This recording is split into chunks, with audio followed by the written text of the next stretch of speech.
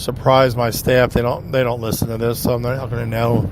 That's one of you that may be listening. Calls them and tells them, which I don't want you to do.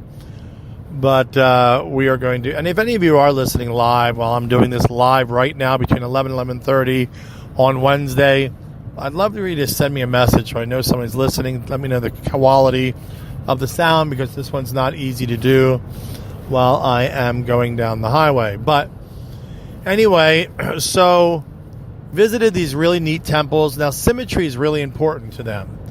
So every corner is identical to each other. And in some of these buildings, the front and the back are identical. And in some cases, if they have a temple, now temple is always pointing to Mecca. From India, Mecca is, I believe, to the east. From some of these other countries, it's to the west, but you're always pointing to Mecca. So if they have a temple next to one of these buildings, and I'll tell you one of these that they did this a little bit later, they will build the temple on one side and build an identical building on the other, and it will sit empty. It's just a symmetry. It's just an opportunity to make sure that everything is identical. And it was absolutely incredible to see the artwork and the hand carving. And remember, this is not wood. This is stone, where they're cutting in windows, for example, with hundreds of circles in them, all hand carved out of one piece. And you had to make it where that was your window and the air would come in, and they'd have a summer side of the house, they'd have a winter side of the house. The winter side wouldn't have as much air, and they'd block off those windows and make it warmer where the sun was. The summer side had a more of an opening, and the breeze could kind of come through, and the walls might have been a little thicker to keep that coolness in. But I mean, just the things that they created and the way they did it and the way they were able to put it all together was absolutely amazing to me. So one of the neatest things I think I've ever seen in Jaipur was this area, for lack of a better word, that was filled with sundials and zodiac signs. And each zodiac sign, the way the sun would hit on it, would show where you are and versus the moon and everything else at that time, and everything that went along with it. It was absolutely amazing. But even more amazing were all the sundials that they had, and they were huge. I mean, these weren't just a little tiny metal dial with a prong and the sun hit it. Some of these were such big carvings of stone. One of them was so big that the 12 hours in the morning were on one side, 12 hours in the afternoon were on the other. And this thing is to within 20 seconds is correct. Now, when I say that, I've got to tell you something, that apparently there's a 10-minute difference between real time and our time. I didn't quite understand that one yet. And I'm going to have to do a little bit more research on that. But Greenwich Mean Time, apparently there's a 10-minute thing there, because when I looked at it, I said to my guy, no, you're 10 minutes off. He goes, no, there's this, and he explained it to me, and I just didn't get it. But if any of you know that, love to hear from you. Tell me what that is.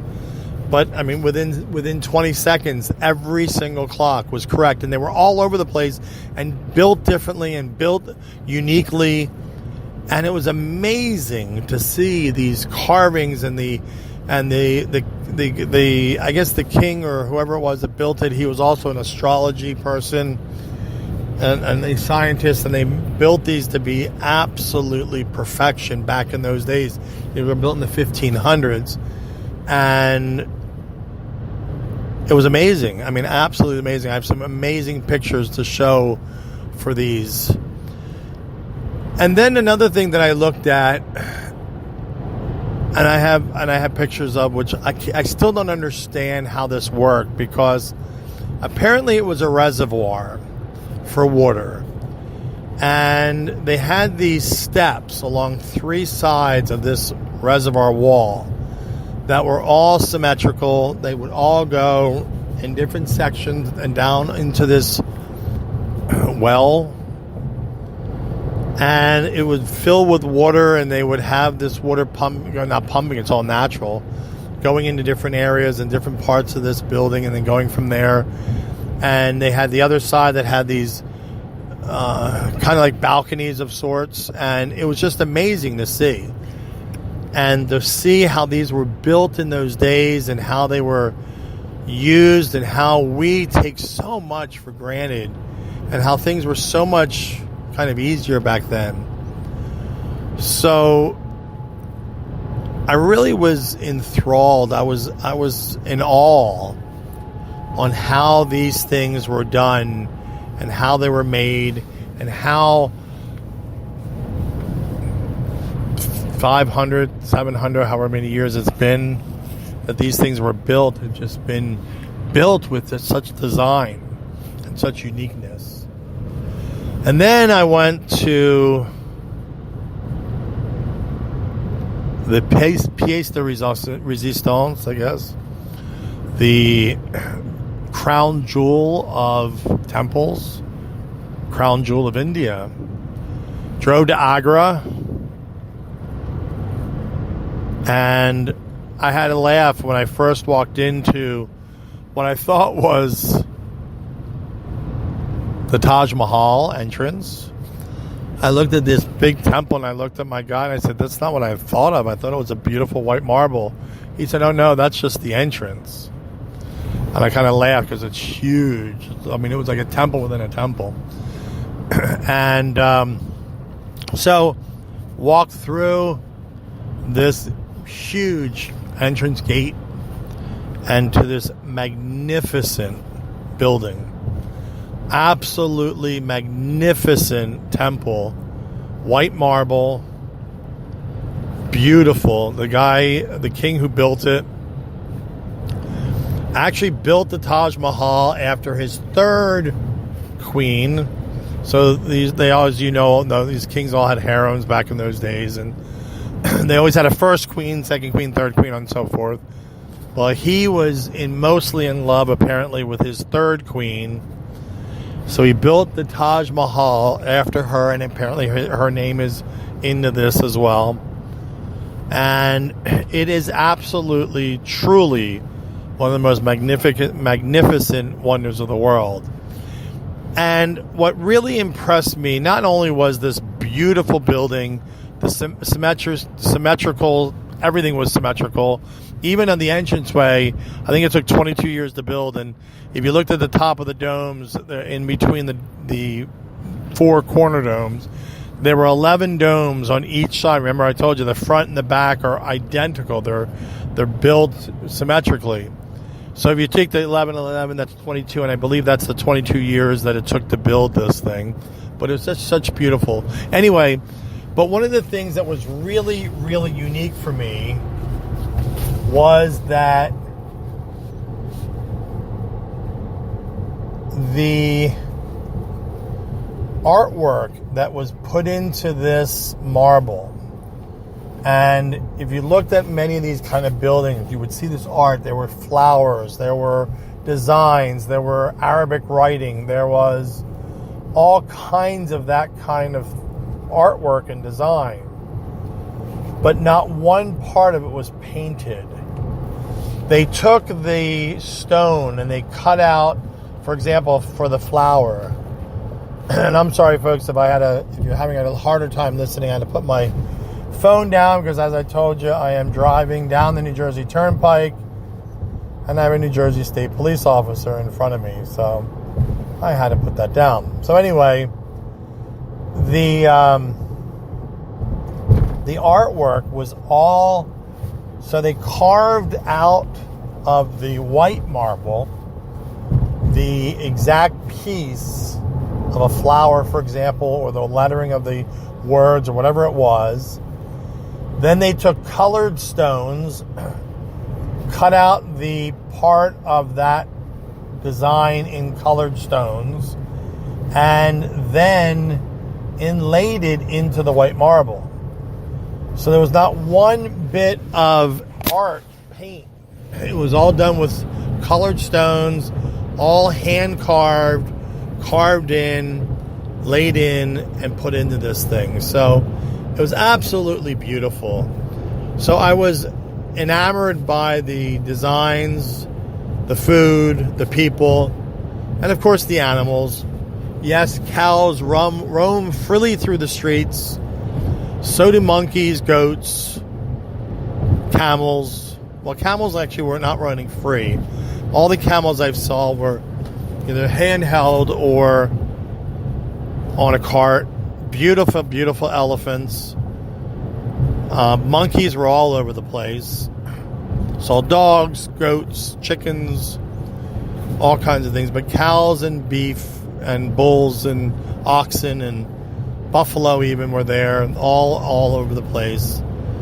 And my one guide said to me that he would like to see the cows, in certain areas be taken away and change the, for tourism and change some of that stuff. And I said, you know what? It's India. That's what it's about. Not everybody needs to be the same. Not everybody has to be like us. And that's why you go to different countries, and that's why you travel, is to be able to see differences and see things. But I will tell you this. I hate that there's McDonald's and KFC and all that there. I did have to go to this particular McDonald's in India, though, because what I learned is in some states in India, it's against the law to serve beef. In some states in India, it's legal to serve beef. However, McDonald's in India, I didn't see any of them that had beef on the menu. They had chicken, they had a variety of different, vegetarian options, and a corn and cheese burger that they had made. And so I did have to try it. It was the worst meal I had in India. I had to do it for a friend, but that's not what you go to India for anyway. But I will tell you that I got to the point where I kind of wanted something else to eat.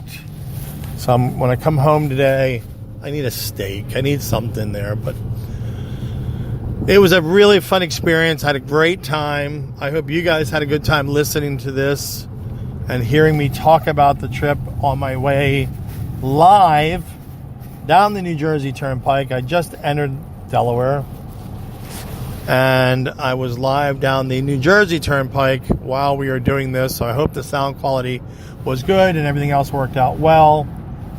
And I hope you all had a great time listening into my story of my trip to the Golden Triangle of India. We'll talk more probably about it when I have a chance to really have some of the history and have some of that with us to talk about.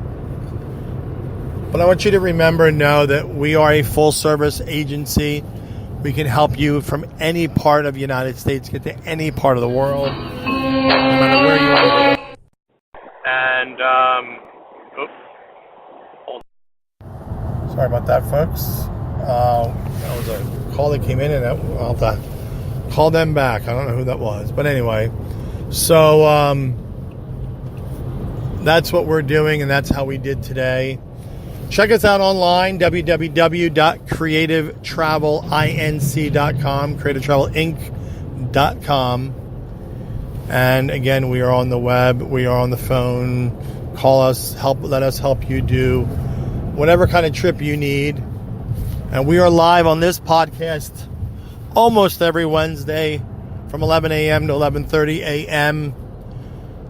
So I hope you had a great time listening to me live from the Jersey Turnpike, now in Delaware on I-95, and heading out to my work, back to office. I just landed from India not too long ago, 26 hours, I guess, now ago. Left India to come home. So I thank you for listening to us. I thank you for tuning in. And hopefully one of you, if you're local, want to be on the show, come in and stop in and talk travel. Or if you want to call in, let me know. If you're somewhere else, we can arrange for it. But you've been listening to Creative Travel Worldwide, and I'm going to turn my volume back up on my radio to see if they're still playing Christmas music. I have a feeling they are. Live